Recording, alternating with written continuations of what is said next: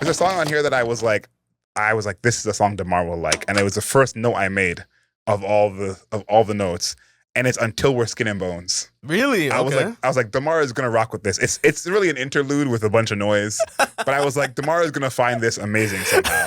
Tell me I'm wrong. I did enjoy it. I did think it was good. I did enjoy it because it's a good transition from Sao Paulo. And I would say, talking about the production on this album, the transitions, immaculate.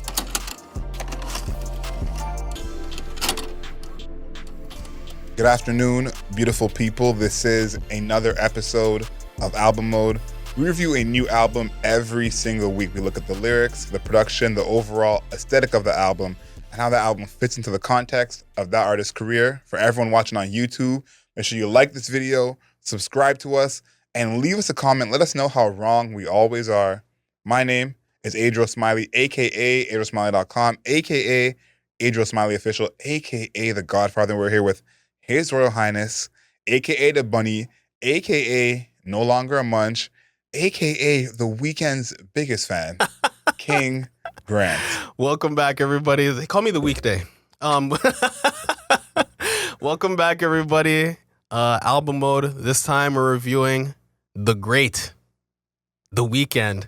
Hurry Up Tomorrow. It's his latest album, possibly the last album.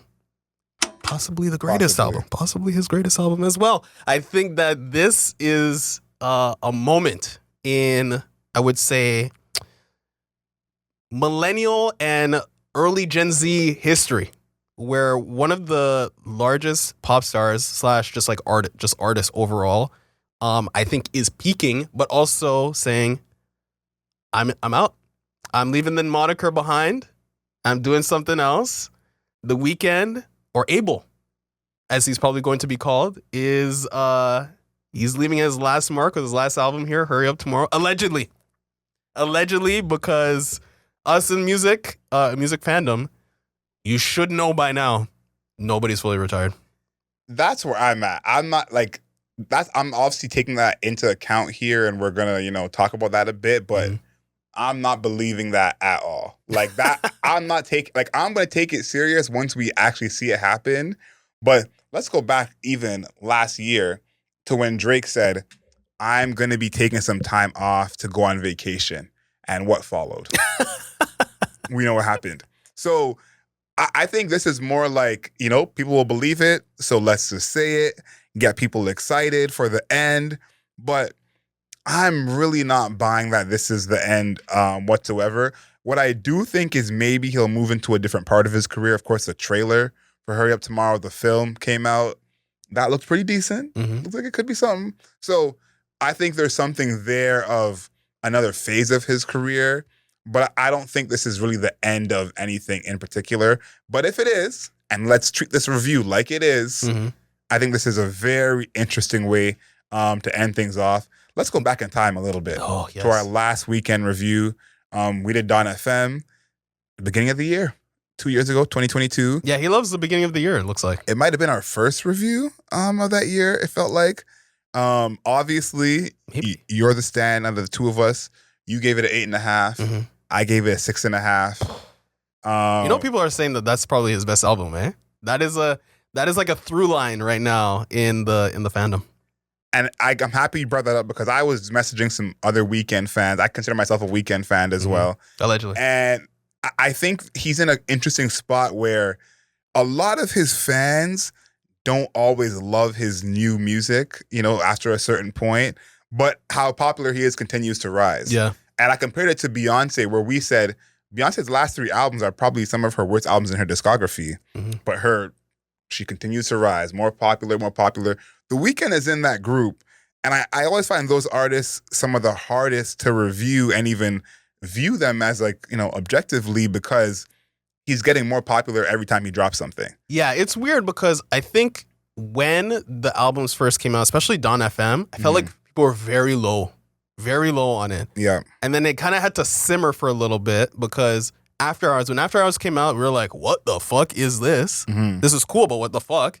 And then we kind of, like the hit songs, Blinding Lights is cool, Heartless, even though it came out before Blinding Lights. Yeah.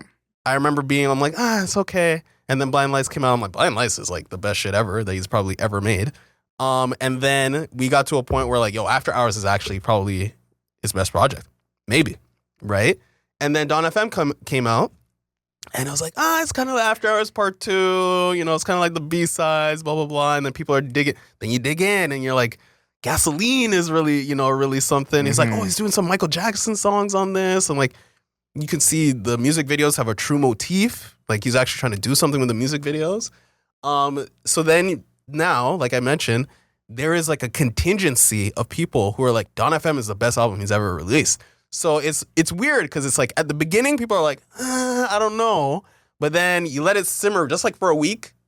Or in our case, a couple of days. Yeah. And I did talk to people about the album. And my framing and my framework of how I viewed the album changed. Not in a score way, but just like how I understood what was happening. So there is you're right. There is like this element of like when it first comes out, people are like, I don't know. Yeah. And then they start really hearing the songs. They're like, wait, hold on a second. Maybe this guy's actually doing something seriously amazing here. I think this project really, I don't want to say suffers from that, but feels that in a way of like you have a reaction the first time you listen. Then when you listen the second time, you're like, okay, maybe I like it a little bit more. But the interesting thing about The Weeknd that's been a part of his whole career is I think he's one of the few artists where a part of the fan base would argue for every single album in his discography. I think there's a part of the fan base I would argue every different album is the best album. Right. And I think that is something that you don't usually see. I think obviously the most obvious answer is Trilogy. Everyone loves Trilogy. People say that's like, his prime. First of all, let me clarify some things for the fans out there. Trilogy is a compilation album. Yeah. Right? There's 3 mixtapes that make Trilogy. So if you're somebody who's like, oh, Trilogy is his best album, it's like, you casual. You actually have to select one of the 3 mixtapes. It's not just the compilation. It's a compilation. I agree with you. I would never say Trilogy myself. I agree with you. But I think that is kind of how the fandom is broken down into. Some people really came in at Trilogy. Yeah, that's true. And it's crazy to me because, again, I know Thursday was a time when I was like, okay, I'm really, really rocking with this guy. House of Balloons. That was my joint. I liked, but I was like, I'm still unsure about him. Thursday is when I'm like, okay, this guy, got to give him his props. And I think that you said the casual is usually the biggest part of the fan base. I agree. And I feel like this is a time when there are probably more people, it seems like, who don't love the last few projects than do love the last few projects. But the numbers would tell you differently. Yeah. The numbers would disagree with that completely. Talking about this project, I said on first listen, this is probably my favorite album he's made in years. Wow. And I really like Dawn FM. Dawn FM, yeah. I said that was... Whoa, no. Wait, what? Didn't you give it like a 6.5? This is an album with 6.5. That's a good score. Okay. That's a good score. 6.5 is like, it's okay. It's solid. No, it was solid. It was solid. But Dawn FM, I liked a lot more than After Hours. Dawn FM, I was like, okay, maybe you got me back here. Maybe we're here. But why I'm bringing up Dawn FM and After Hours is because After Hours was one of the albums that you particular liked a lot. You were a big After Hours fan. And that's kind of when I dubbed you the Weeknd stan. Because After Hours was the album that I heard the most Weeknd fans in my whole entire life be like, all right, I'm off of this guy. So that to me was like the real switch. Even though I think it started at Beat It Behind the Madness, that's when he kind of went pop. That was the real switch to what we got into today. But I do think After Hours was a moment where the OG Weeknd fans were like, okay, I can't stay on any longer. Okay. It's done for me. Okay, let me explain what happened. You don't have to explain yourself. Because no. Well, this is album mode. Okay. This is my favorite artist ever. Yeah. If you're a person that's known me, we can see that. If you've known me for years and somehow do not know that The Weeknd is my favorite artist ever, you don't know me. Okay? I would say that at the beginning, this really dark, gritty, drunk sometimes sound, drug-addled sound, lots of really heavy, like the 808s were crazy, buzzing all the time, really unique instrumentation. The Weeknd is a pioneer of like that dark style of an R&B. He is a pioneer. Those 3 mixtapes are basically what spawned alternative R&B. One side of it, because then there was also Frank Ocean doing his thing on the other side. So there was those 3 mixtapes. Then there was a trilogy where there was like most of the people that caught on. Sure. Yeah. Then Kissland. We don't talk about Kissland. And some people love Kissland. Don't talk to me. Okay. Then after Kissland, it's Beauty Behind the Madness, where I would say that's where he abandoned. I don't want to say abandoned in a bad way. I just want to say like he's like, that's over there. I'm doing pop version of me now. Yeah. Right. You know, it was pretty good. That was where I was the lowest. I would say after Trilogy, when Kissland came out, I'm like, this is genuinely garbage. I can't name you a single song off Kissland. I've never liked a song off Kissland. You can look at any version of music curation. I've never included a Kissland song on anything. Beauty Behind the Madness, I was like, the pop songs are cool, but the album is mediocre, right? Not that many good songs on it. And then Starboy came out. Yeah. He's collaborating with Daft Punk. I love Daft Punk. Daft Punk's is in my top 5 favorite just musical acts ever. Okay? So to me, I'm like, we're ascending, right? My two out of my top 5 are combining. It's going to be lethal. Yep. Then there was, the singles came out. I didn't like the singles. I'm one of the people that didn't really like the singles. Then the album came out. I didn't really like the album either because it was now more electronic, cool, which is fine.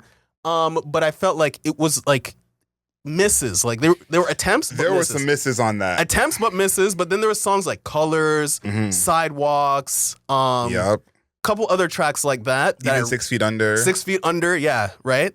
Those songs were really good, right? So at this point, this is where he's ascending, and this is where I was at the lowest. Okay. Then My Dear Melancholy came out, and I was like, okay, we're talking again. We're talking real music again. He went back, but he kind of modernized the sound, right? And then After Hours comes out, and it's complete. It's basically what it was what Starboy was trying to do, right? Okay. The synth pop, the crazy, elaborate, very vast soundscape. This, there's parts of it were conceptual. The transitions were happening, but to go from House of Balloons, Echoes of Silence, and Thursday to After Hours, what I described to you are vastly different styles of music. Yeah. Right? So people who are OGs, right? I'm in there. But if you're musical like home, we talk about this musical home thing. The more I talk about it, the more I believe it. Is like if your musical home is like really in deep R&B, things like After Hours and Dawn FM are deviating so far away from it that you're starting to lose grip on why you actually like this artist. Everybody can like multiple genres of music, but when you're home, I think when your home is like so far away from where where he is now, it's kind of harder to really like him, right? But like I said, Daft Punk is one of my favorite artists ever. So I was already over there and over there at the same time, and they were kind of just coming together. So now he's in this electronic pop synth space, and it's very vast and it's very cybernetic, and it sounds nothing like it did at the beginning. That's why there's so many like people who are like, I'm off it. Like I don't get it anymore. I don't understand it anymore. I'm off it. But then because of the pop stylings that he's adopted, he's drawn in more casual fans, right? And more people who are electronic fans. So my friend Tassim, right? Massive electronic fan. This is all he listens to basically. So electronic music, and then he'll like listen to Travis Scott, Playboi Carti, or The Weeknd. But those guys are like hip hop with electronic. Electronic elements. adjacent. Exactly. Right? And when I spoke to him, he was like, this is a masterpiece. This is the best thing that he's ever released. Right? Like this to me is what he was trying to do, he finally did it. He put every fucking element of his music together and made it explode. So I was like, I know I'm talking for a long period of time right now, but I'm really trying to explain like what is happening with his career overall. But also like, I feel like kind of like a portal where there's like the people from one side who are talking to me like, yo, I'm still off it. I don't get it. Like it's gone crazy now. It's too pop. And then I have people like Tassim who is like, this is the greatest thing ever. He's never made something better, and I'm kind of like here trying to figure out what exactly is happening. Right. I think that's a good way to put all of it together because I think the visceral reaction some people being done with him is such a rare thing with an artist like him, who the talent is undeniable. And I know I was trying to have someone listen to this album. They were very resistant to listen to the album. I said, let me send you some songs. Okay. And they said, they're a Spotify person like us. They said, I'll listen to Apple Music so it doesn't mess up my Spotify algorithm. Wow. I was like, I've never heard of that happening, but that's like very serious to do that. But I think you mentioned something about that Starboy to Dear Melancholy era. And I want to start there when we talk about our favorite Weeknd songs before we get into the production, to kind of give everyone the kind of Weeknd fans that we are. Yeah. And someone said to me, because I told you, when I heard this project, that's my favorite Weeknd project in years. And I liked Dawn FM a lot. Like, Dawn FM was one of those albums that I listened to it way more after we did the review. And there were songs that I was like, yeah, this song got to be at this place. I got to listen to this song. And this person, they're a big Weeknd fan as well, probably more closer to you than they are to me in terms of the Weeknd fandom. And when they heard the album, they said, oh, bro, I agree with you. This is one of his best works. And they're more closer to you in terms of the Weeknd fandom, but they weren't in love with After Hours or Dawn FM. Okay. They had kind of fallen off. They liked Starboy, they liked Dear Melancholy, and they said this is his best album since My Dear Melancholy. Okay, we're talking.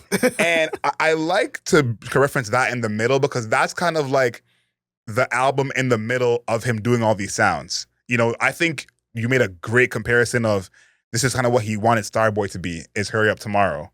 And I think My Dear Melancholy in the middle of all of that was like kind of a nod to the, you know, Thursday Echoes of Silence crowd. And I have some songs from that I really love. But what I really like about this project production-wise is he gives you all these elements that kind of fit into all these places. But I think he does his part of making it his own in a sense, because what I think to me was why a lot of people didn't love After Hours is that its home didn't feel like centric to the Weeknd. Right. It was like, you're just doing a better version of 12 songs we've heard everyone else do. Heartless was a little different because it had that more hip hop feel in a sense. But most of the songs on there were like, you're doing a better version of, you know, 40 years of pop songs. Right. And the songs on there that are kind of more to him, a song like Snow Child, is like, that's not the hit. You know, that's more of a Weeknd song. But you're doing, again, insert pop artist and Weekndifying it. Right. And he's amazing at that. No, like, I think him and Bruno Mars are probably the two best artists of like I can redo a pop song that's been done before and make it better than it would be originally. Yeah. That's his voice, though. And his voice is absolutely incredible. But even the way that he makes these songs, in terms of song structure, like, that was his actual, like, secret ingredient to me, was him abandoning song structure completely. When he first came into R&B, song structure for him made no sense. Yeah. Like, he would sing you 4 bars, it would be an 8-bar chorus, then he would wail for 3 minutes and give you another verse. Yeah. And I think that's the part that he's almost abandoned up until this point, where he brings it back a little bit on this project, where it's a little less song structure than he's had on After Hours, where After Hours is almost like every song fits a typical song structure. And same with Dawn FM, where on this project, there's a phone ringing in the song. Yeah. There's certain parts where there's no one even singing. So I think that's what kind of brings this album together as part of his special power. Yeah. I'm gonna give you some of my favorite Weeknd songs. Oh, okay. In terms of like a kind of Weeknd fan that I am.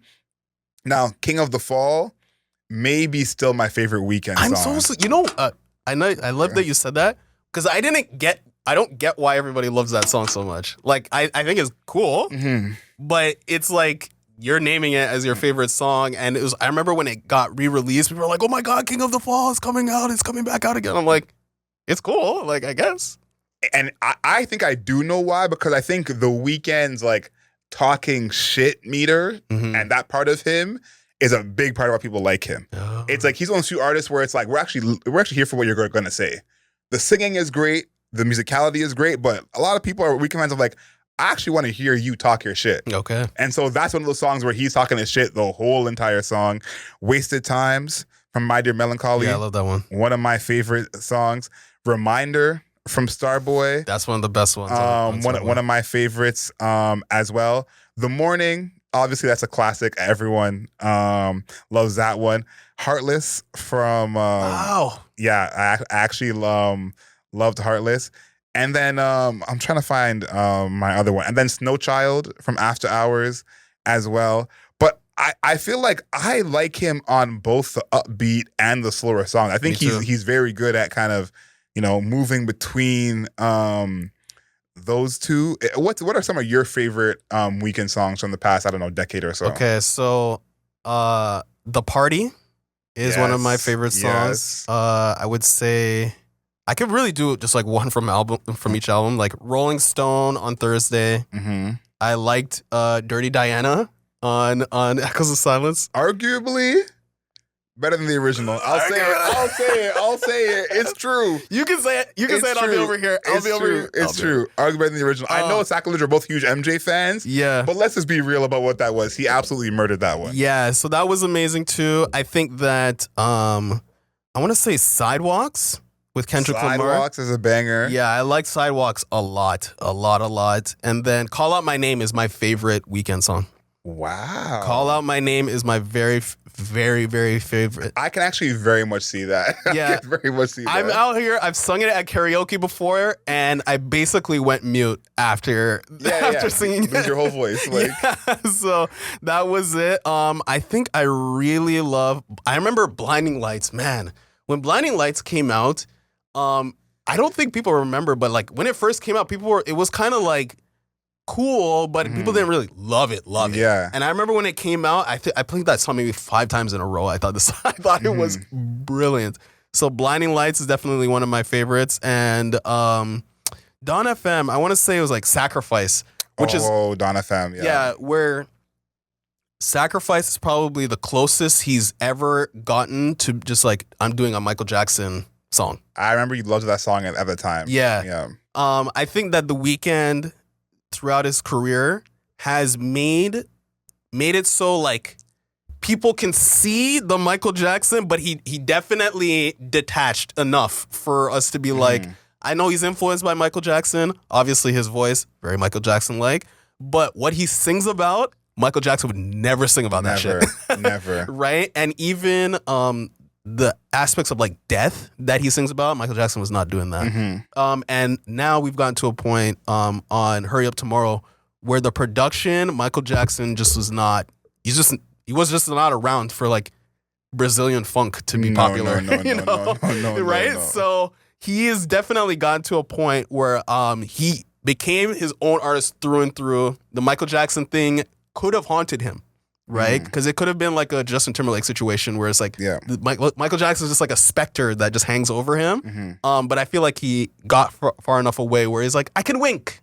Like the first song, first of all, the first song on this album, Wake Me Up, that's just Thriller.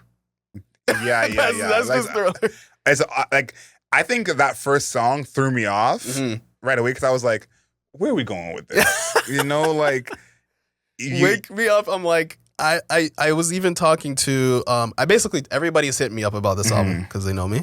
And I was like, yeah, it's pretty sweet to be able to start your album with Thriller and nobody else can really do that except for you and Michael Jackson. So I was like, where are we going with this, man? Like it was almost too close for me. But I want to talk about the name of the project first, Hurry Up Tomorrow. First of all, one of my favorite songs. And he samples it later on in the project, a song by the Neurons. Yep. And when I saw the name of the project, I was like, is The Weeknd aware of this song? It almost feels like there's no way that he's not. And then eventually at the end, you hear it on Without a Warning. But I thought it was interesting to call the album Hurry Up Tomorrow and then actually sample the song on the project. Yeah. That's a kind of good little nod there. There's a song on here that I was like, this is a song Demar will like. And it was the first note I made of all the notes, and it's Until We're Skin and Bones. Really? I was like, Demar is gonna rock with this. It's really an interlude with a bunch of noise, but I was like, Demar is gonna find this amazing somehow. Tell me I'm wrong. I did enjoy it. I did think it was good. I knew it. I did enjoy it because it's a good transition from Sao Paulo, and I would say, talking about the production on this album, the transitions immaculate. It's gotten to a point. Okay, I'm just gonna. There's things people have said to me that I've also agreed with, so I'm just gonna say them instead of referencing every single time somebody says something to me. But when listening to this album, it feels like a DJ set versus an album. Like the transitions are so seamless, and even when they're not seamless, it's like a DJ, cut. They cut the song, cutting, scratching, and play another one. So, for example, when we're talking about Till Skin and Bones, if you go from Sao Paulo into that, and then you go to Baptized by Fear, like the transition is seamless, basically.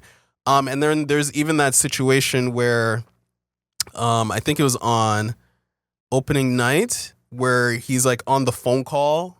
Right? He's singing about opening night, and then he's doing that song with Travis Scott, and then he's on the phone call with the girl about like him like being on opening night.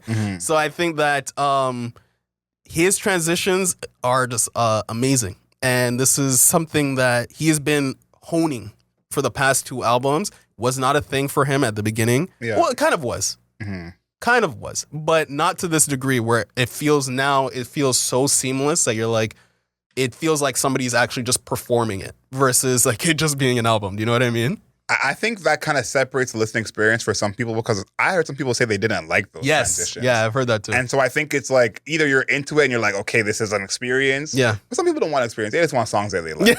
Yeah, so, I think there's a kind of a separator there. We got to talk about Cry For Me, which is a favorite for a lot of people. I love that song. That's a song that feels like a little bit like the old Weeknd. Yeah. It's like, okay, we're going back in time a little bit.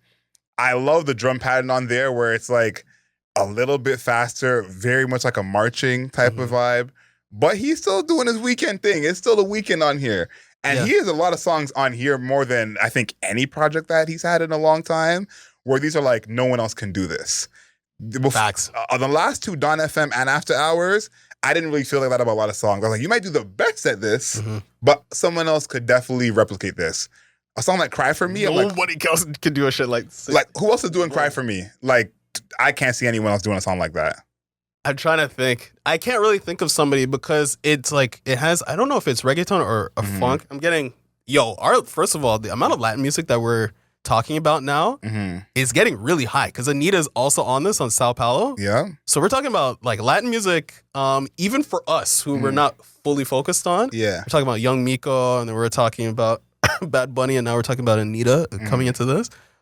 Having a moment, and I think that even on Cry For Me, it's like that booming 808s, like his, it was like doing the synth stabs, and then they drop the synth stabs, and then you just have the 808s, and then it's like, that song for me is like this is my number 1 song from this album. Really? Okay. This is my number, because this is one of those songs where I think every artist has this, where it's like every single element that they've been able to draw from, they threw it on one song and they were able to make it be a serious song. Yeah. So we have beat switches on this, like halfway through, it's like that, everything else is gone, and it's just like that, dun, dun, dun, dun, dun, right? Yeah, that was it. Yeah, he has this like gothic element to his music now. Cry For Me is one of those, but then it has the trap drums that comes through the end. So that's what I'm saying. Like every aspect that you could think of the Weeknd got melded into that one track, and that's why it's my favorite track on the entire album. I think listening to the album now in full, the 2 singles, Sao Paulo and Timeless. Yeah.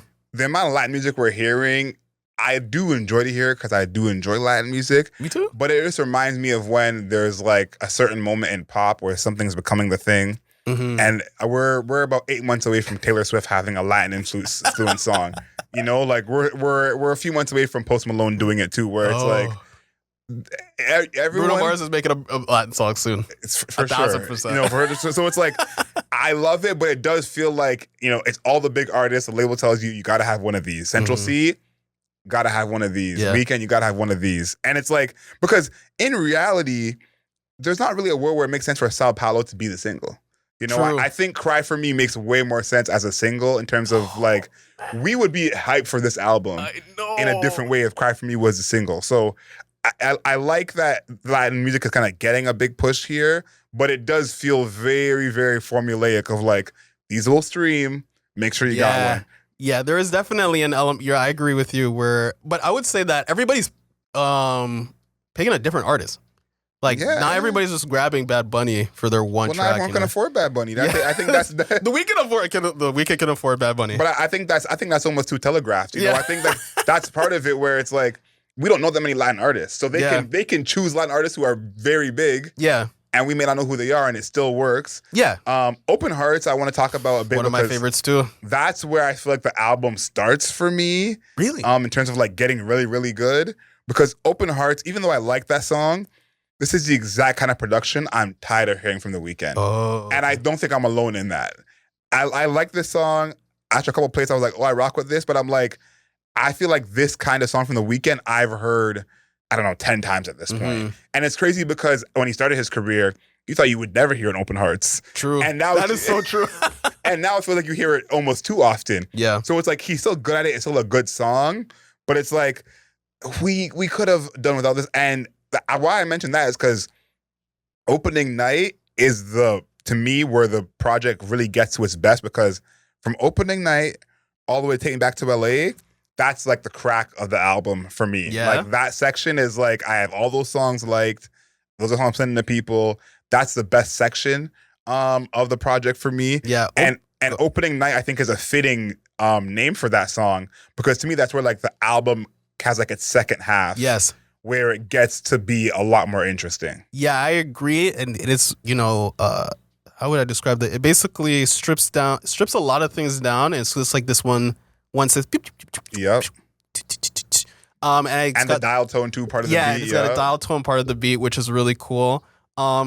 The production on that is really, really creative. I think the production on this entire thing, his best produced project. I think so.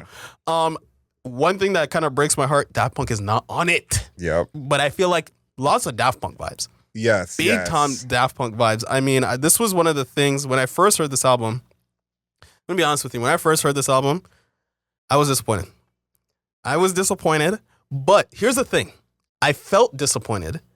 But then when I looked back on all the songs that I liked almost every song.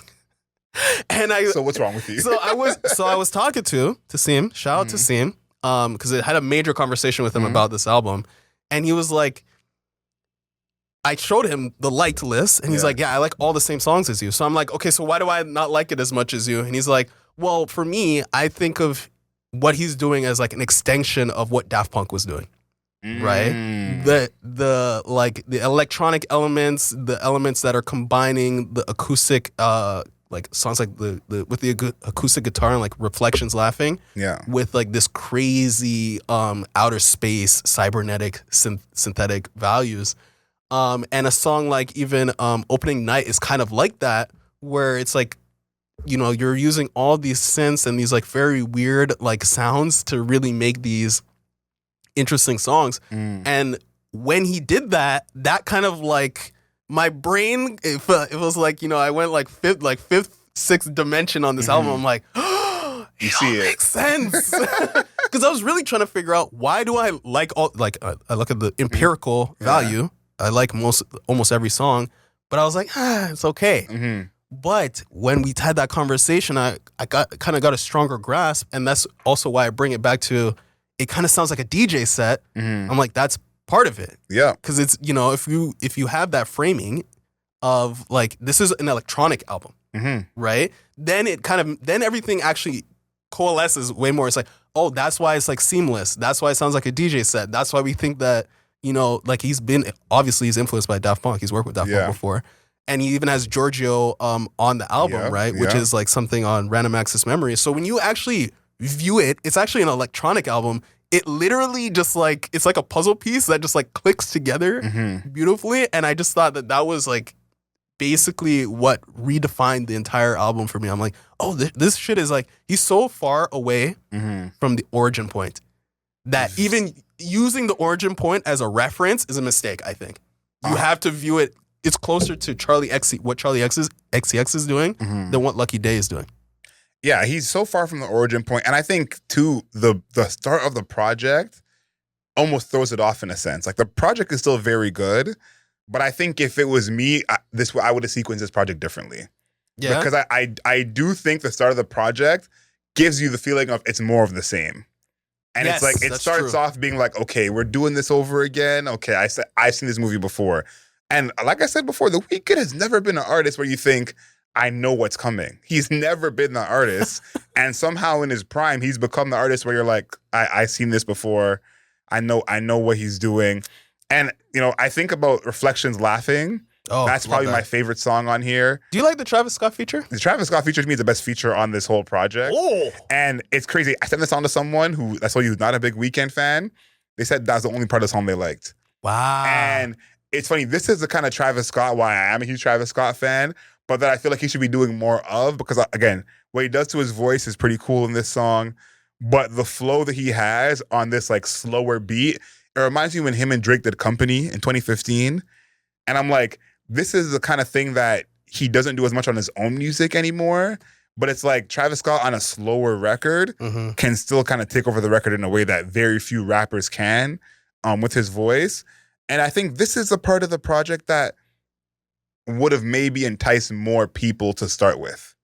I think if you're one of those people who's out on the weekend, you're not open to listening to him. By the time you get to song 6, you're like, all right, I'm done with it. Yeah.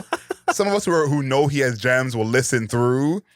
It's like, I go back to After Hours. Like, After Hours, from hearing songs like Blinding Lights and Heartless, you don't know Snow Child's even on there. You just hear the singles and you're kind of like, okay, this is what he's doing now. And I think that this album has some of that energy where the singles are Timeless and Sao Paulo. You don't know Opening Night and Reflections Laughing are on this album from hearing the singles. And so I think this is probably the album in a long time where he has so many good slow songs. Oh, like he's a master of the slow song. But he hasn't been that in a long time. So it's like, I understand the fan who, checked out after Starboy and was like, because in reality, like, he hasn't been the master of the slow song in a very long time. My Dear Melancholy, he got back to it a little bit. Call On My Name's one of those. But I think about a song like Wasted Times, which is one of my favorite songs. That's not a slow song. Yeah. So it's like, he hasn't been the king of the slow song in 6-7 years. So to hear him come back to it on this project, it has felt really good. Yeah, it feels amazing. And it's funny that, in the history of album mode, I feel like I'm the person, I'm like, axe the slow songs. Give me the... Yeah, and you're a huge Weeknd fan. And I'm the huge Weeknd fan, right? So I'm like, it's kind of paradoxical in that way. But I think that, the slow songs are great. I think that Niagara Falls is one of the best songs on the album as well. And I know I'm highlighting all my favorite songs because I like this album a lot. Yep. I think Niagara Falls is one of those songs where maybe it's, I would say, mid-tempo. And it's got a vocal sample in the background where it was like, this is almost a song where I don't know. I feel like that's where you remember, like, I was going to say, you remember Aaliyah? I've heard of her. But one of the Weeknd's very first influences is Aaliyah. Yeah. And I feel like that song was like similar to an Aaliyah song. Like, what's the album where she was wearing red on it? I can't remember. But yeah, More Than a Woman. Was it More Than a Woman? That's the name of the song, but I can't remember the album. I don't think that's the name of the album. But the same album that More Than a Woman was on. But it felt like that. It had that 2000s R&B texture with the Salt Shakers. It was a self-titled album. Okay, yeah. So Aaliyah, but the Salt Shakers on it, the vocals in the background, it just felt very Aaliyah-like. And it was interesting because then you get like that synth in the middle of it. And that was like really interesting because I'm like, okay, there's another way of his music styles meshing. And I think we're pointing out here is like lots of different genres on this album. Lots. Brazilian funk, reggaeton, synth music, synth pop, there's trap music, electronic, like every version of him that existed kind of got squeezed into this, which I love. I want to point out the two songs that this is why I was looking at my phone. The two songs that I was really into when it came to, I'm like, oh, I get the Daft Punk vibe. Big Sleep with Giorgio Moroder. That's an obvious one. Obvious, but then I was also like, Give Me Mercy. Felt like, I don't know, like maybe like Daft Punk when they were the Daft Punk era. I was gonna say like early. Yeah, like Discovery, I would say, right? Yeah. where I was like, Like okay, when we were like in high school, middle school. yeah, like, yeah. So like Discovery around that time, that's where I was getting, like these really cybernetic, futuristic synths, and then he is like kind of just like dancing in the middle of it, right? Just doing his thing with the vocals that somebody like Daft Punk or a group like Daft Punk cannot do. So yeah, I think the production is phenomenal. I actually I'm stunned by how good it is, because I was like, in the previous two albums, I'm like, this is the best it's gonna get. I thought this was the best it was gonna get. I definitely never thought that, but I understand thinking like, did he have this in him? Because he hasn't done this kind of production all over a project before in terms of it being so diverse and it being high quality. Yeah. My last bit of production before we get into lyrics is Enjoy the Show. Enjoy the Show, you said? Yeah. Okay. Yeah. I don't know if we have a Weeknd song like that before in terms of production, but when I heard the song, I was like, I want to hear Drake rap on this. That's what I wrote in my notes too. I'm That's like, so this. funny. I'm like, this is the song that Drake and The Weeknd should have been on, but obviously they're on two different sides of the beef. Chose Future instead. So he chose Future instead. But I'm like, this is a Drake song. Like that vocal, like in the background, and it's like a boom bap production almost. So I'm like, this should have been Drake. I wrote that down too. Go ahead. Sorry. Yeah, no, I think that's just a standout in terms of like him doing a different kind of production. I think as well, like his vocal style in terms of his cadence has always been so non-traditional. And I think the biggest drawback from his last two projects, even though again I like Dawn FM a lot, After Hours was a good album, but turned a lot of people off. I loved it. Is that you did? You definitely did. Is that he became more traditional? Yes, that's true. And it's almost like if MF Doom started rapping like 21 Savage.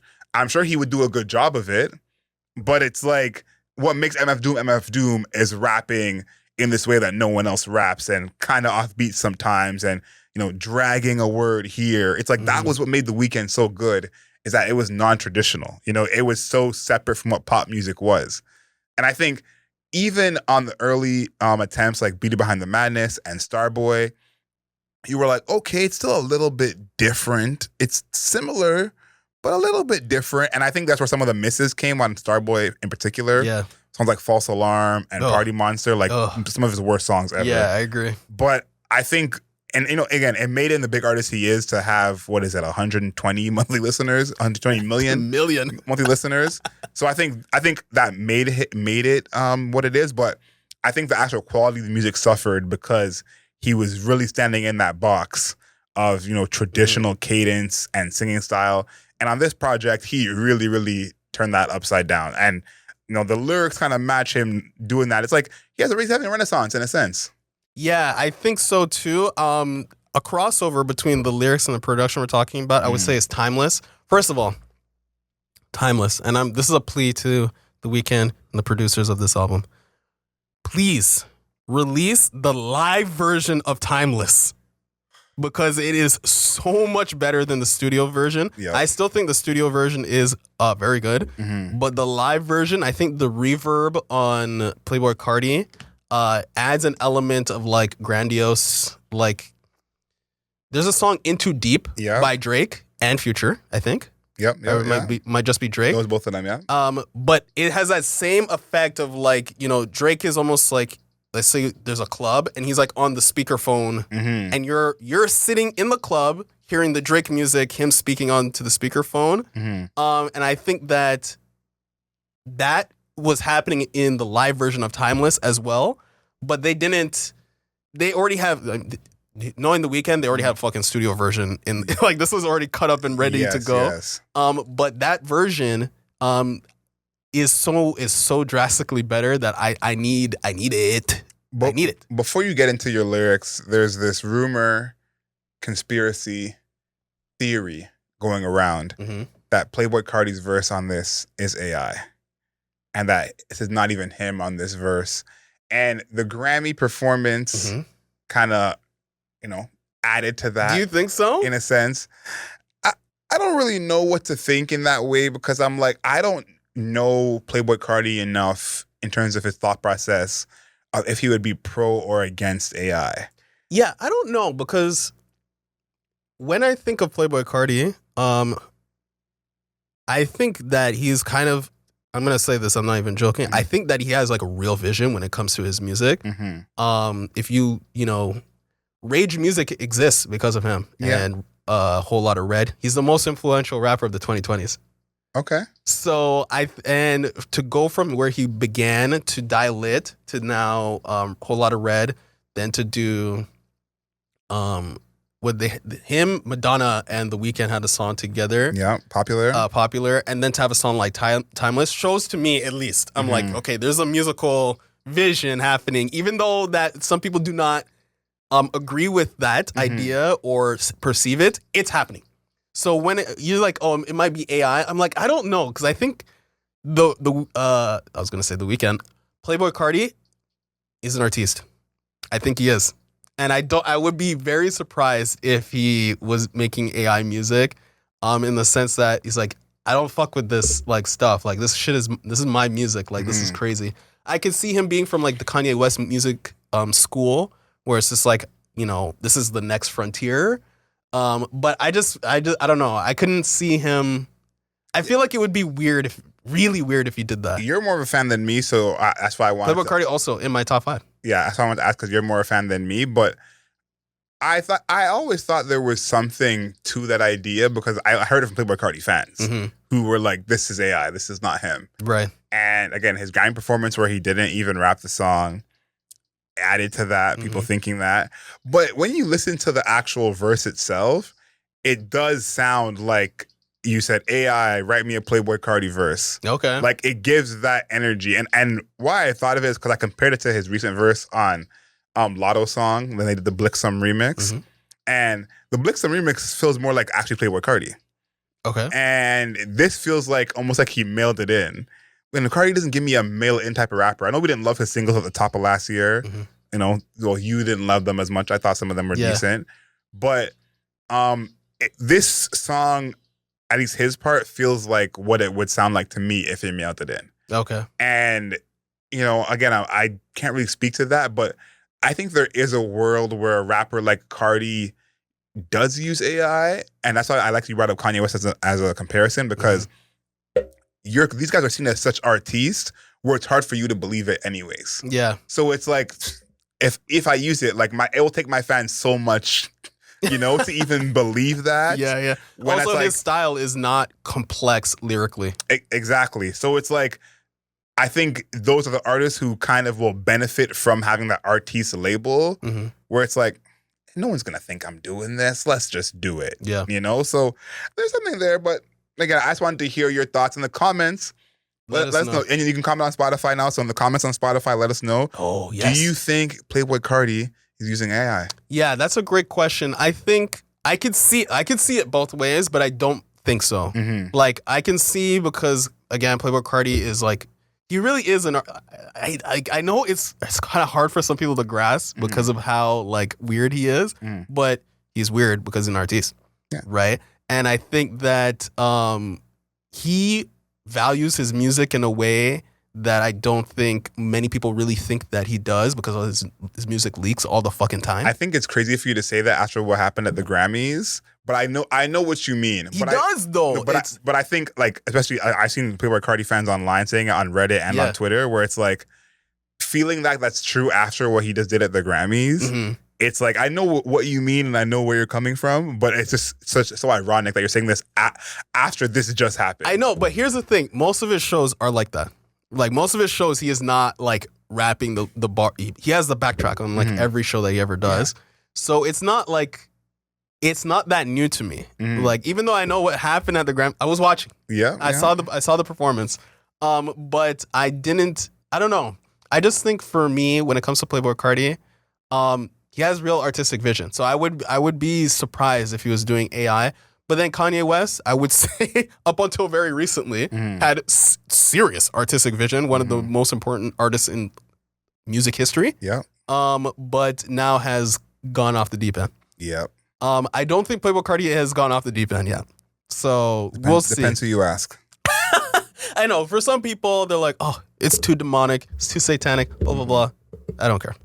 So I think that the production there is good, but I also brought up this song for the lyrics because you were mentioning earlier where you were like, oh, some people tune into The Weeknd just to hear what he says. Yeah. And when I listened to Timeless, I listened to Timeless, I thought, it's a Playboi Carti song, so I'm not tuning into the lyrics. But when we were doing the reviews, I'm reading every lyric in every song, and I was like, hold on a second, Weeknd's dropping bars, right? In this song, he says, "Ooh yeah, her man is quiet, not a peep.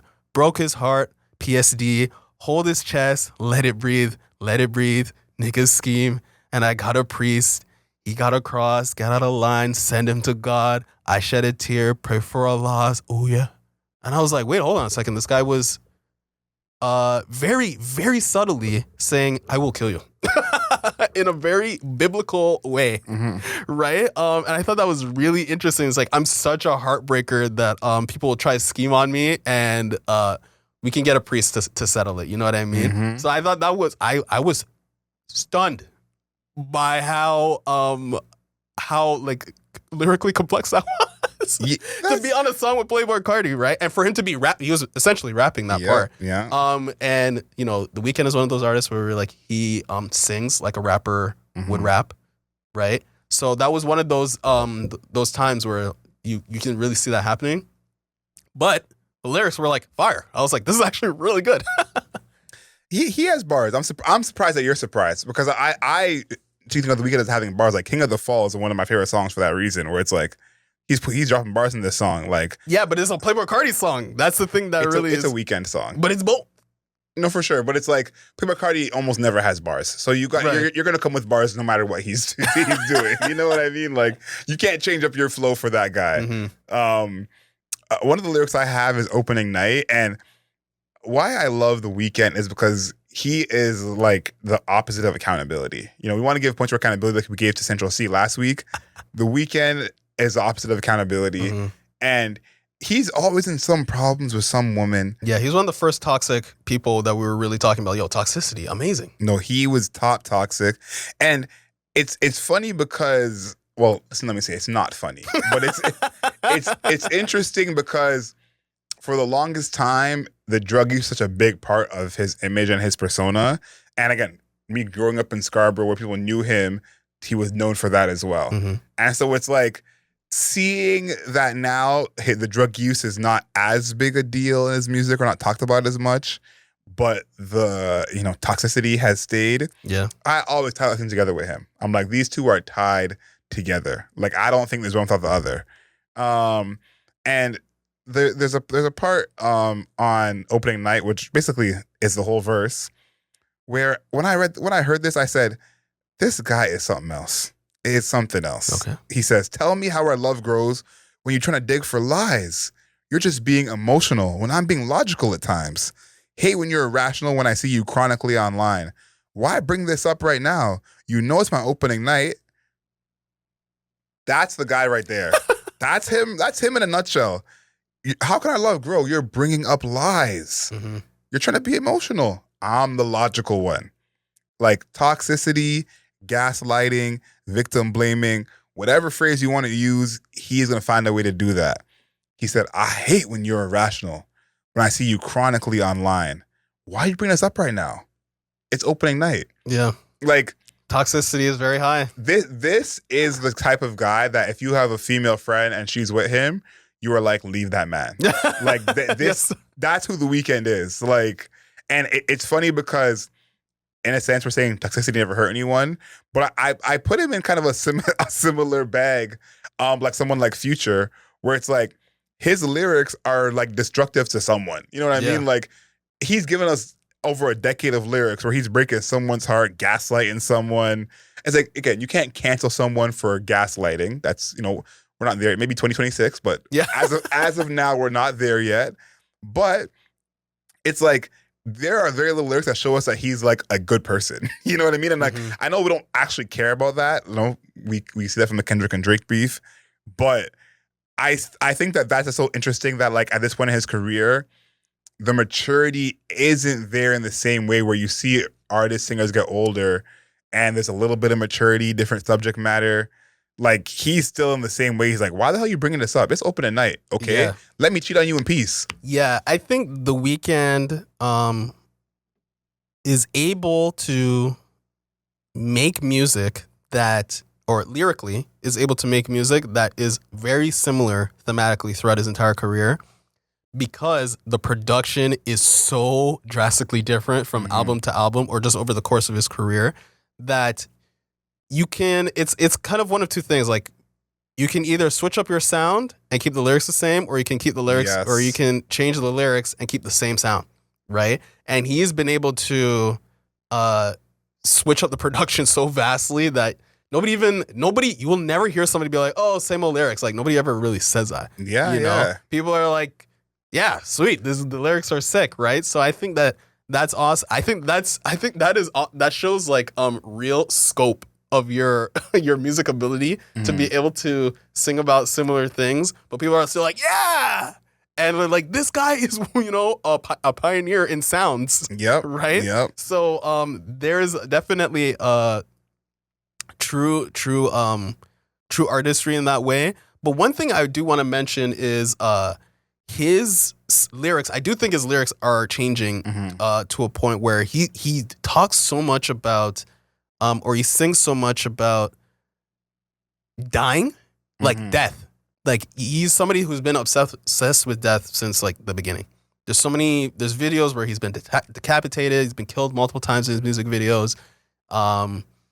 You know, there's even videos where he like meets like the devil, like Memento Mori is like was a big part of his brand, all this stuff. So death, dying, being deceased, crossing over into afterlife. That was Don FM mostly, and After Hours was about that. So there is definitely an aspect of dying, but there is also something that so like here, for example, this is on Wake Me Up, where he's like, all I have is my legacy. I've been losing my memory. No afterlife, no other side. I'm all alone when it fades to black. No afterlife, no other side. I'm all alone when it fades. Play smile, live fully. When life is hard, I know death is easy. Whoa. So this is somebody, again, like, this album also exists in the context of he is planning on not going by The Weeknd anymore, right? So when he's talking about his legacy and dying, there's this double entendre, like this allegory for just like the name, right? So anytime he talks about death, he is talking about like the death of The Weeknd. Not Abel, but The Weeknd. Yeah. So this thing's like, all I have is my legacy. I've been losing my memory, you know, no afterlife, no other side. Like, when the moniker is dead, there is no afterlife for the moniker, right? So I think that he's been able to tap into these really nihilistic, really dark lyrics, talking about death in a way that most people are not able to, because they usually are making music and then they continue to live their life. Yeah. Unless you're like Tupac or something, right? So yeah, I think that him tapping into these dark lyrics and like death allows him to have like an element of like depth to his lyrics that did not exist on previous albums because they couldn't really get there. Yeah, it reminds me of the album we reviewed a couple weeks ago, Mac Miller's Balloonerism. Yeah. And I think there's a time with the drugs and the idea of death in that as well. I think also in his early career, there was this idea of like he wants to go out like a rock star type vibe. Like, I want to go out overdosing. Oh yeah. And I think like there's less of that on this. Like, it's more like, I just want to go out. Yeah. But I do think those things are still tied, because that's really the main difference. I mentioned it before of like, he has a lot of the same themes, but he's not giving you the drug talk either so overtly or period. But I think we can all assume that the drugs have not stopped.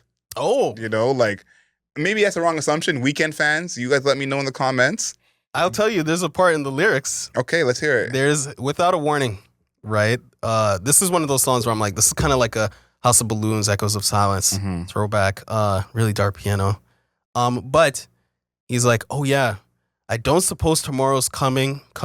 I'ma follow through this time so the press might be loving. So again, he's talking about dying. This time he's committing suicide. Yeah. I'm stuck in a cycle. Just want to feel life from the morning. I should have been sober. but I can't afford to I be love boring. that line. I love that But line. I can't afford to be boring. And then the chorus is like, because the crowd will scream my name, even if the world wants me to fail. The crowd will scream my name, whoa. And the crowd will feel my pain. Hope you'll love me till my final day, even if it was in vain. Leave my guts all on the stage. So what you're talking about is right, whereas like the drug use, I'm like, I don't know if it's ever left, but it's even got to the point where I should have been sober, but I can't afford to be boring. I found that so sad. That was really fucking sad. Yeah. Especially in the beginning of his career, because that was when he was using the most, right? House of Balloons, the story about the House of Balloons tells itself. But to be like, I should have been sober, but I can't afford to be boring is crazy. That's just next level sad. So, but he's talking about it in the past tense, right? So I'm like, oh, so maybe there's a little bit of hopefully. And from like previous interviews, he said that he's stopped using drugs as much, right? Because he felt like it was becoming like a crutch, right? So sounds like it still is. So yeah, I don't know. I just found that part so unbelievably sad. Like, yeah, it was just sad. No, it is sad, and I think there's a part of this where I forget which song it is, but there's a song where the part of the outro is like, can a happy artist make good music? And I've always thought about that because I don't know if we have a real example of a happy artist making good music. I think an artist can make good music without being on drugs. Absolutely. That's a thing. But what can we name like a happy artist making good music? Like, it's funny we're mentioning him. The closest I thought was Mac Miller, because his last album before he passed, he seemed way happier. And then we find out, a week later that he passes.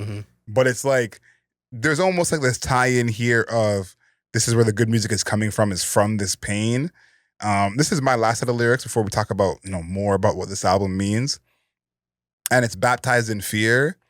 That song always stood out to me just because of the idea of the fear that he's quote unquote feeling.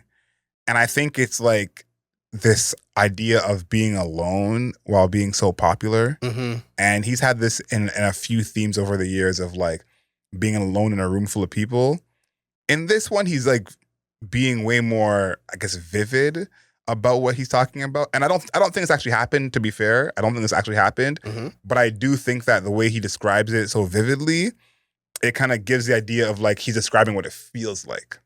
And on verse 1, he says, I fell asleep in the tub. I was met with paralysis. My foot hit the faucet. Water started flowing in. Couldn't scream for help. I just slowly felt the pressure hit. Moving one toe was the only form of motion left. Can't breathe for air, can't breathe. Trying to remember everything that my preacher said. Trying to right my wrongs. My regrets filled up my head. All the times I dodged death. This can't be the way it ends. No. And I think like the idea of being baptized for us, I think, again, the water going over him and being baptized, I do in the Christian faith. But baptized in fear is like the idea of fear washing over him.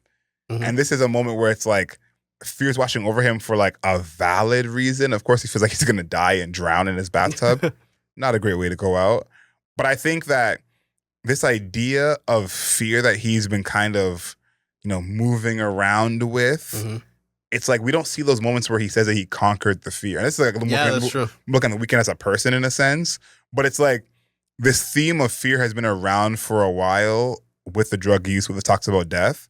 But it's like we're on, what is this, album 7, album 8? And we have not seen the part where he's like, I conquered the fear and did this. And I thought about this with him in particular because he's almost an outlier in this theory I'm about to give you guys. And it's a theory about artists with anxiety. And it comes from Under 3000. He talked about in the podcast of how he dealt with anxiety as an adult that he never had as a kid. And it came after they won all those Grammy Awards and everyone was calling him a god, basically. And it all got to his head, and it was so much pressure. Everyone was loving him so much that like he couldn't live up to his own expectations because there was so much around him. And I think that's part of why he's not putting out music, not any other reason. I think he said that almost not verbatim, but yeah, the anxiety was part of it. But I think the anxiety these artists feel when they become gods and stan culture gets a hold of them, it's hard for them to come back. And Frank Ocean, I think, is a victim of that as well. Oh, yeah. And I do think The Weeknd is a part of that because basically as he became a huge artist, he stopped doing interviews and public appearances. Yeah.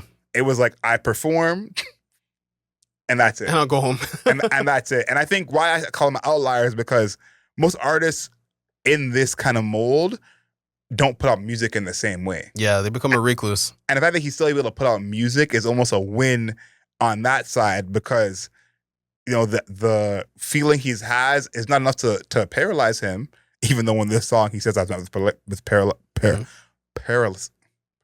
Yeah. There we go. That was really easy. But at this moment, it's like he doesn't want to do anything other than make the music, perform, and that's it.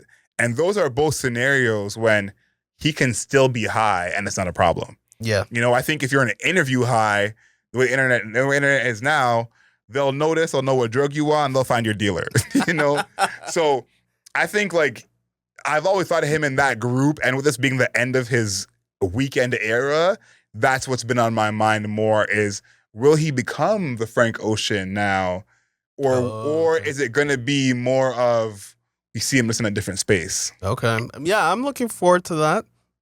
Because I'm really curious about what happens when the moniker The Weeknd is dropped.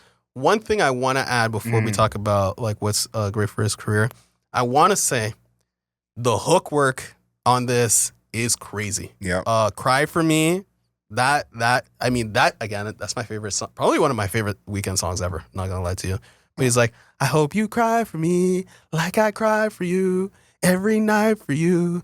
Take it easy on my hummy baby, cause I tried with you. Like, I love the way that he's holding the notes, and even on Give Me Mercy, Give Me Mercy is probably like the closest he's ever got to like a vibe. Mm-hmm. Like a vibe in a good way. Like The Weeknd has had vibes, but it's very dark vibes and very somber vibes. But I was like, Give Me Mercy, where he's like, hope that it's worth it. All the bleeding when I'm defeated. Like he's almost like dancing, like it's a dance, like, but like dancing in the summer song. And I was like, what is happening right now? Give Me Mercy feels to me like a modern like yacht rock song. Like that's a tempo. It's like a yacht rock tempo, but he just like modernized it, you know? Yeah. So I think that's a good example. I think what this means for his career is obviously a big win. I think we've obviously been loving this project. And I think an artist like him who's in this space, having an album like this is almost doesn't usually happen. And it's a huge win because again, a huge part of his fan base had left him. And when your fan base kind of, you have this cult following and then it changes to where most of your fan base is casual fans, like not every artist can survive that in the same way. And I think like for his legacy of what The Weeknd meant and was going to mean, he needed this project. I think that the way people talked about his projects like over the past few years, this was necessary because there's a lot of projects in his past that are his biggest projects people don't like. Yeah. And I think being an artist where people don't like your biggest projects, that's a hard pill to swallow, hard thing to get over. Comparing him to someone like Drake. Now, I didn't love Views, but a lot of people say Views is their favorite Drake album to this day. Which is so crazy. Which is crazy to me. Yeah. But that's what you want as a big artist where you're at your peak popularity-wise is what your fans love the music. I agree. And I think he was at a place where it was literally the opposite. When After Hours was at its peak and buzzing, so many fans were checked out. Yeah. And I think the real test for this that I saw was when he did the Super Bowl. And he did all these songs that are from like this After Hours era that like the fans were like, I don't want to see. You know, they were happy to see him obviously the Weeknd. And there was a section of the performance where he did some of his older songs. Yeah, and that's when everybody was going up. You know, and that was kind of the time when I was like, okay, this is not just like anecdotal with my friends or my people. This is like a lot of his fans are saying you fell off after this certain point. So for him to come back, I think this is huge. Now, the one thing I will say is I know some people did not even hear this because they've been so turned off from Dawn FM and After Hours. So that, in a sense, is not kind of his fault with this project. Shame. But I think this project is enough to redeem himself because 22 songs, an hour, 24 minutes, maybe the best long album we've ever reviewed on this podcast. Wow. That's incredible. That's incredible to hear you say. I think that For his career, I think this is probably one of the best things that can happen to him, because if this is the end of the Weeknd, the moniker, it went out with like a nuclear bomb. Facts. Like, it was like, people say, oh, you want to go out with a bang, you want to go out on top. It's like, I just went out, I was on the space station, bro. I was that high on top. I'm like out off the planet on top. I think that his ability to like traverse the different genres and stuff too also showed like he was able to reach back, reach forward, like touch everything that was happening at this current period in time, and really showed like true mastery to me. That's what it showed to me. I'm like, yo, this he's we were watching a master at work, and I think that it's gonna sell like bread, bro. It's gonna be flying out the door like hotcakes. It's gonna be crazy. So I think it's ultimately great for him. I think that if you are a person that checked out or left, I feel like you did yourself a disservice, because this trilogy, this trilogy, the second trilogy, I think rivals the first one. Like, to be honest, and I was gonna ask you this. I'm like, which trilogy do you think is better? The first one. You think the first one's better? Yeah. I'm not a big After Hours fan like you are, so I think that's like, it can't really compete in that sense. Right. I do think there's one part where I don't know if I can blame him for this, because he almost did his damage before his album even came out. But he's been known as a singles artist the past few projects. I think that's why people didn't know Dawn FM was as good as it was. True, I agree. Was because the singles weren't really performing very well. Yeah, like performing well for his standards. Yeah, it's for his standards. For his standards. Because this is, I think, his first album in a few years that had no song with 1 billion streams on it.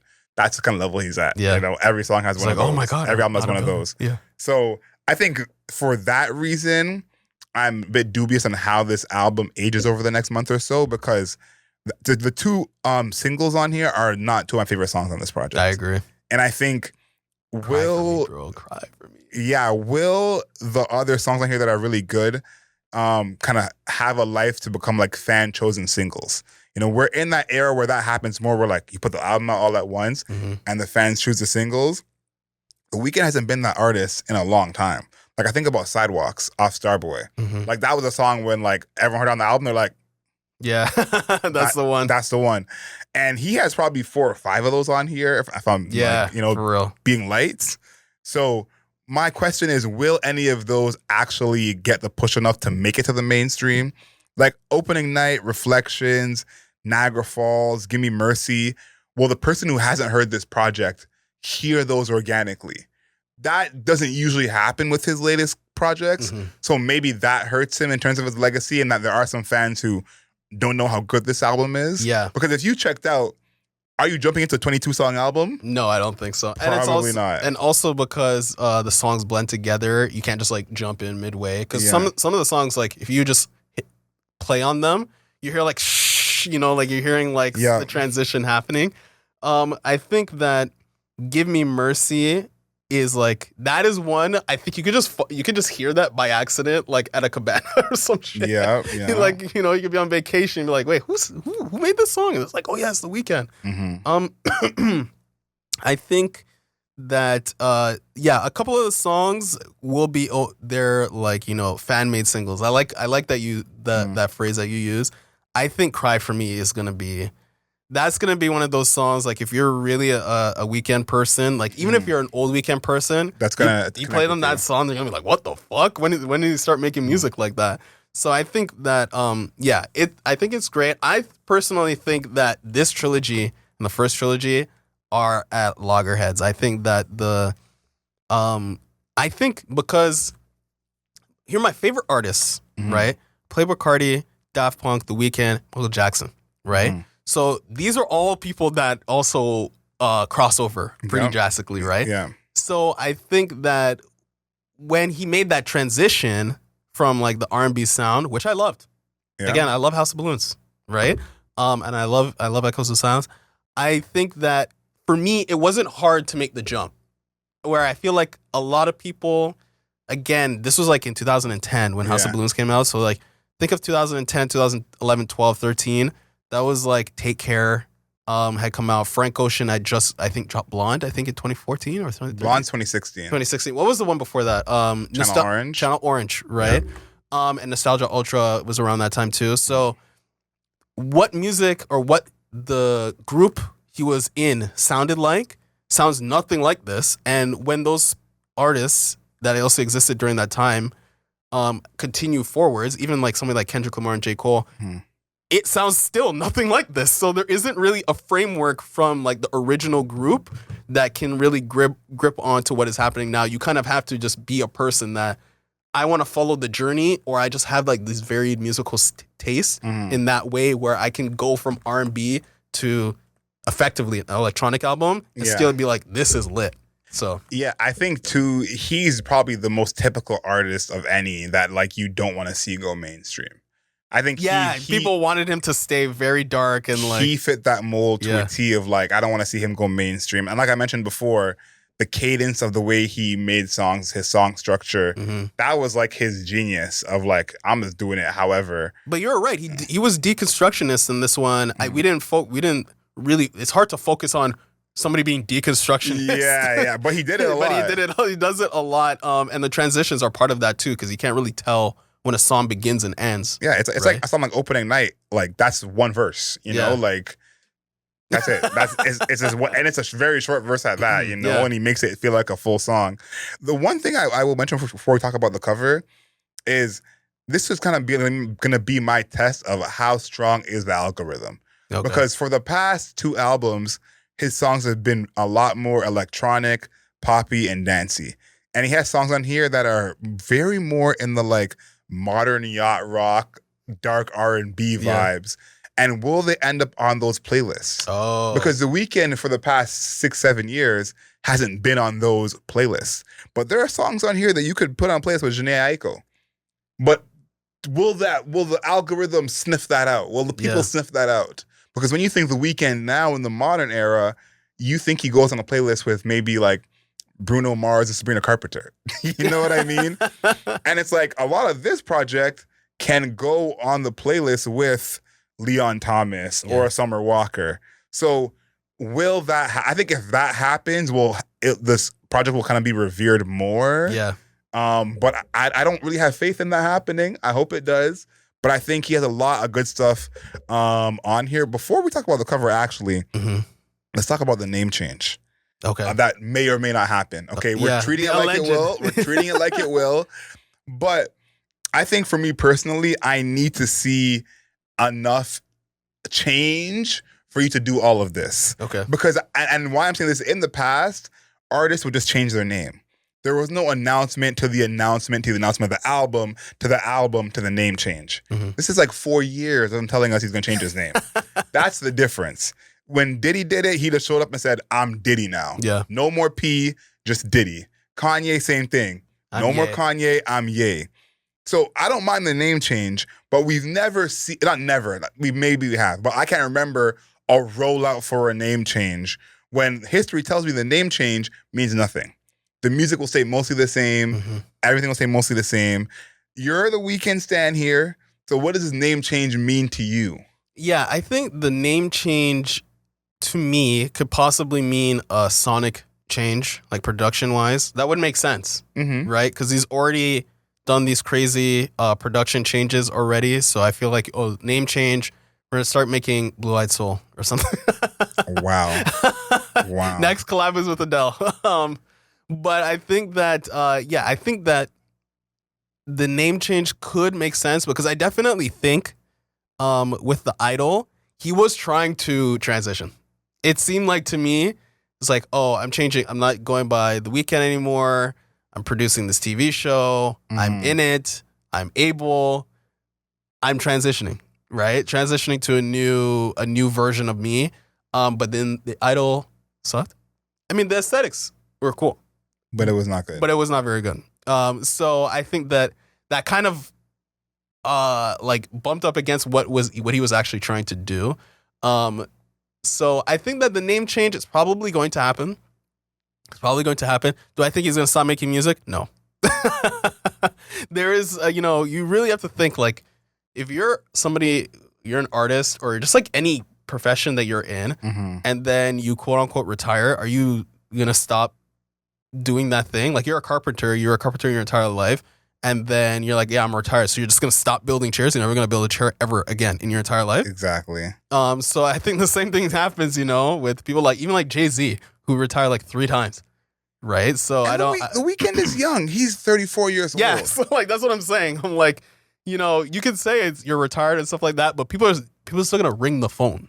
Yeah, I feel like he's becoming almost in a sense the boy who cried wolf, Mm-hmm. in sense of like, pay attention, I'm gonna do something, and it's like it actually doesn't mean anything when he could just do it and just leave it at that. So we're gonna see what it's gonna happen. I think maybe again he gets into film and that's how it goes. The Idol was not good. Yeah. But people did watch it. People did watch for it a little bit for the vibes, and people were watching it for the aesthetic. Like But- the aesthetic was good because Sam Levinson was also the director on that, who is the king of the aesthetic. Yeah, and people are lower on him Mhm. these days for obvious reasons. Yeah. But I remember the show had great ratings the first couple episodes and then dipped a lot after that. Yeah. And the person I was with at the time, she was not trying to finish the show. And I said, we're gonna finish it. Okay, we're going all the way with this one. So I guess my thing is I hope that what he does next visually, if he's gonna go into that, is actually good. Yeah. I think that's gonna be the test, because if his next visual endeavor is not good, we're getting to the album pretty quickly. Yeah. I think if it does really well, maybe he spends more time there. And it's something we thought that Drake would do, but the Weeknd's doing it first. So I wish him all the best in that. Speaking of visuals, let's talk about the cover. Yeah. This is a good cover for me. I love it. I love it. The previous one, Mhm. the thing that he was teasing the entire time, I was dreading that. I'm like, dude, it's so plain. It's just his face, which he's done 2 times prior. Yeah. And if you count My Dear Melancholy, he's done it 3 times prior. Yep.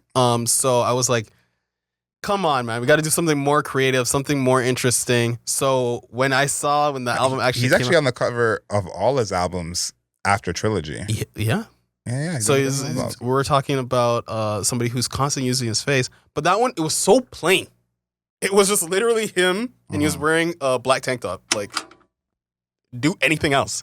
So I saw this when actually the album came out, and it was like, this white background, the letters are disintegrating, and he has like this, serious expression on his face. I was like, okay, we're talking, This gave me more hope for his name change because it looks like a movie poster.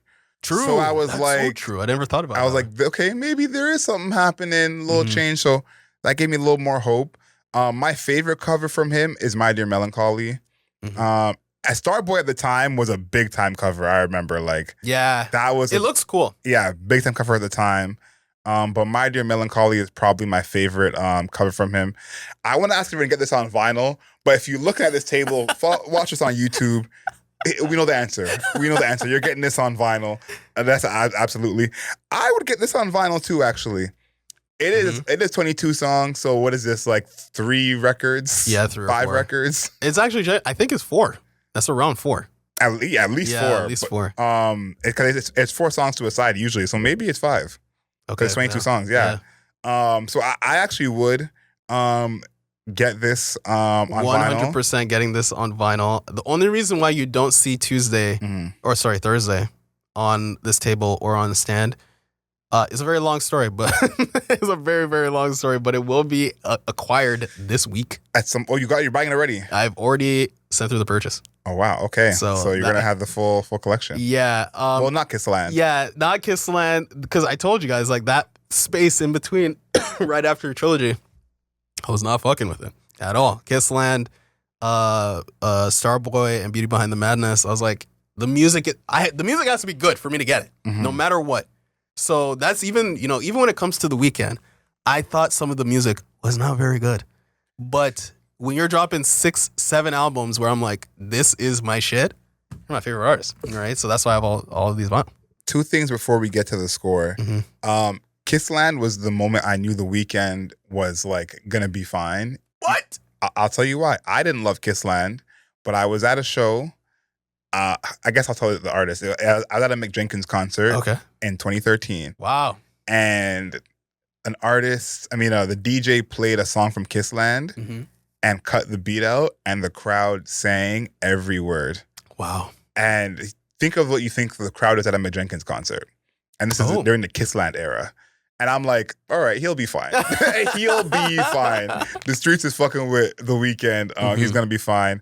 And last but not least, when you look up The Weeknd on Google, it says people also search for such an interesting group of artists. And this kind of speaks to how unique The Weeknd is. Yep. Bruno Mars, Drake, Lana Del Rey, and Travis Scott. Oh, yeah. We didn't even talk about the Lana Del Rey song. Yeah, their other song is better. I like this one, but the other song is better. But you know what's really interesting to me? I think to really show how both artists really have grown is listen to the original or the first song where they collaborated on Beauty Behind the Madness, and listen to, I forgot the name of the song on this album, with both them and Lana Del Rey, and how drastically different those two sounds are. And for them to both still be able to exist on a song together, and it didn't sound weird or out of place at all, just shows, like, first of all, the progression of, like, production in music right now, but also the progression of them to be like, yeah, me and you, we did a collab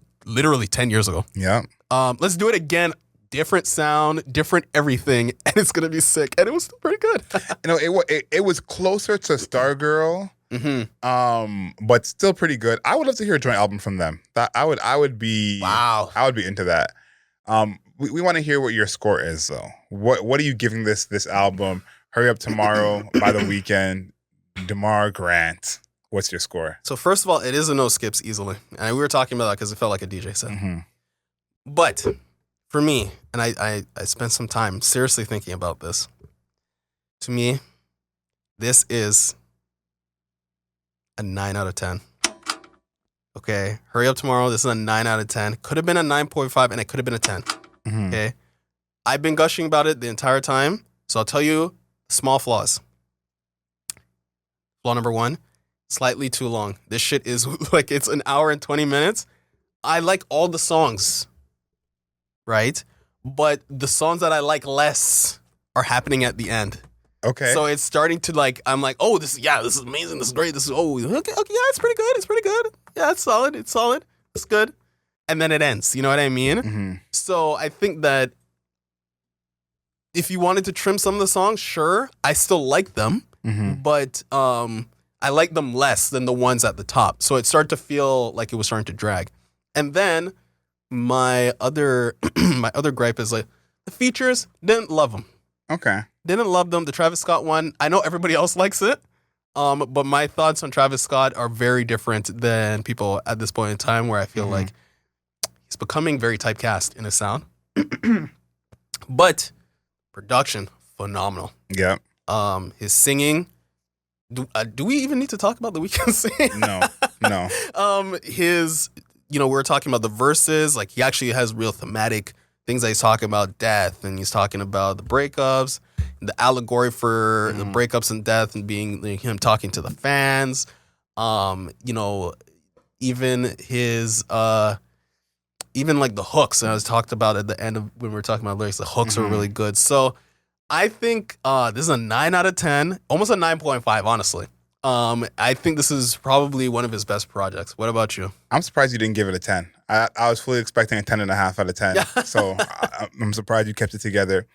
This is an 8.5 for me. Okay. I want to give this a 9, but it's just too long to be a 9. Yeah. See? I think it's just, like, as good as it is. Like, someone told me, they messaged me like, oh, you're doing the Weeknd review? Like, I listened to the album. They're like, it took me 2 days to listen to it.